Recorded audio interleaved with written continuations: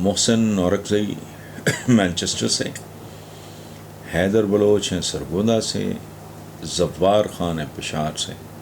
وہ کہتے ہیں عمران خان کے احتجاج کی شدت واضح طور پہ کم ہو چکی اور شہباز شریف اپنی کابینہ سمیت حکومتی امور انجام دینے میں مصروف، تو کیا موجودہ صورتحال میں آپ کو جلد کسی بڑی تبدیلی کا امکان دکھائی دے رہا ہے؟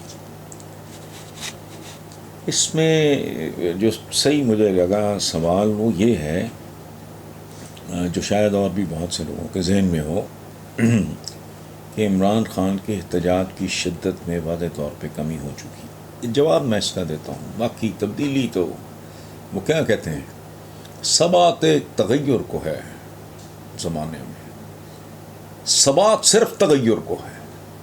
کدھر گئے ہیں؟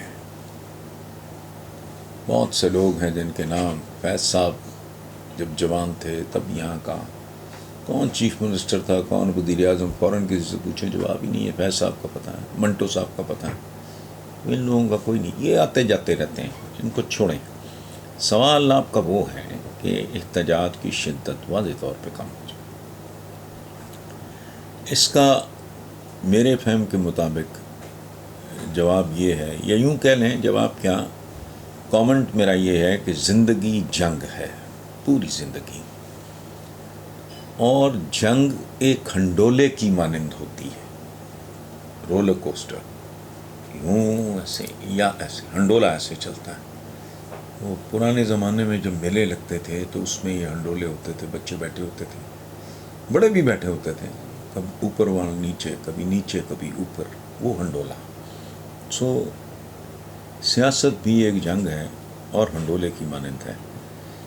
اچھا، پھر جنگ میں ایک اور چیز ہوتی ہے اور وہ ایکولی امپورٹنٹ ہوتی ہے۔ ایک ہوتا ہے چارج، ایڈوانس، ایک ہوتا ہے ریٹریٹ، پسپائی۔ اور یاد رکھیں، اچھا جرنیل وہ ہوتا ہے جس کو یہ علم ہو کہ اس نے ایڈوانس چارج کب کرنا ہے اور ریٹریٹ کب کرنا ہے۔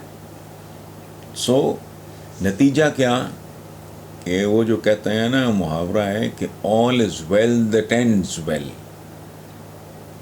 یعنی ہر وہ کام بہترین ہے جس کا انجام بخیر ہو۔ سو ایک خوبصورت انجام کے لیے انتظار کریں اور دعا کریں۔